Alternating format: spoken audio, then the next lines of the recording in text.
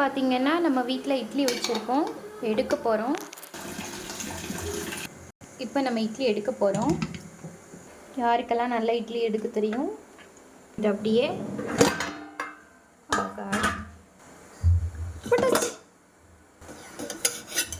எடுத்துடலாம். கொஞ்சம் கொஞ்சம் வந்துருச்சு இட்லி வந்து பாருங்கள், இட்லி வந்துட்டுச்சு. இந்த துணியை கழுவிட்டு இதில் விரிச்சிட வேண்டியதுதான். திரும்ப இட்லி தட்டில் வச்சுட்டு நல்லா மாவை கிண்டிட்டு ஊற்ற போகிறோம்.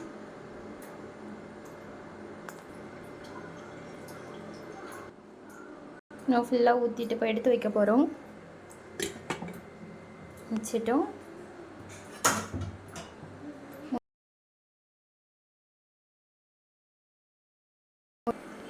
இந்த மாதிரி தட்டில் இட்லி வச்சு இட்லி பொடி வச்சு சாப்பிட்டு பாருங்கள்.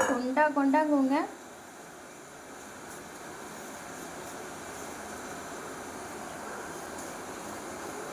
நல்லா கலந்துக்கோங்க.